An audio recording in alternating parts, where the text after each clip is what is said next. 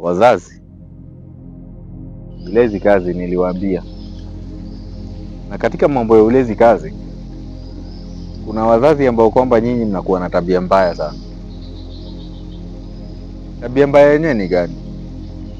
Mzazi, umemchukua mtoto wako, umempeleka shule ama madrasa. Katika hiyo hali ambayo kwamba umempeleka mtoto shule ama madrasa, huyu mtoto akija amechapo kidogo na mwalimu, wewe kazi yako ni kukaa na kuanza kuwatukana wale walimu.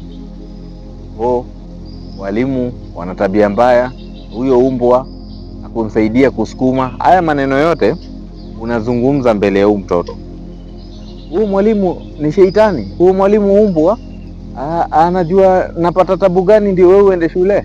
Anajua nilisukuma kiasi gani ndio mpaka nikakuzaa. Anajua shida gani mimi napitia ndio mpaka saizi umefikia hapa. Anajua unakulaga nini. Sasa nikuulize wewe mzazi ambaye kwamba unarushaga haya maneno kuzungumzia walimu ambao kwamba ni walimu wewe mwenyewe unawategemea wa kusomesha huyu mtoto. Huyu mtoto wakati ambao kwamba unarusha hayo maneno, huyu mtoto kuna siku atamheshimu mzazi? Twende tuko ukweli.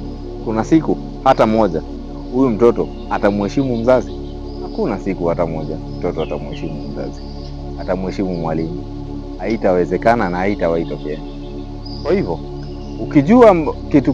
ukijua mwalimu amekuchapia mtoto, kabla uzungumze vibaya kuhusu huyo mwalimu, jaribu kumfikia huyo mwalimu ambapo kwamba saizi maisha tulirahisishia kila kitu kiko rahisi. Chukua tu simu yako, hata kama ni usiku, mpigie mwalimu.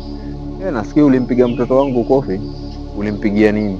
Mwalimu mwenyewe atakuexplainia na atakwambia kwa nini alifanya kitu kama kile. Manake saa zingine pia watoto wanakuwa ni wajeuri sana.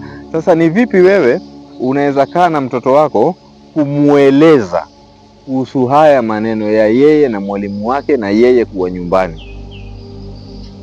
Itakuwa ni rahisi sana kumueleza huyu mtoto kuhusu heshima ile ambayo kwamba atampatia mwalimu. Manake mwalimu hawezi simama mbele ya mtoto akamwambia mtoto leta mkono.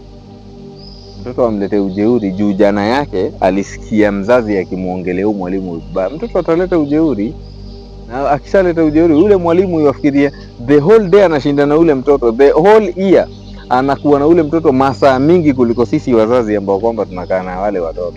Kwa hivyo lazima mwalimu ataingia hasira. Akishaingia hasira, kila mwalimu ana hasira kivyake. Kila mwalimu ako na hasira kivyake.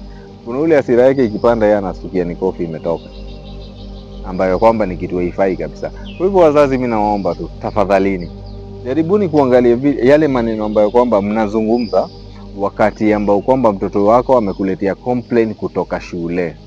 Wazazi, ulezi kazi. Nimemaliza.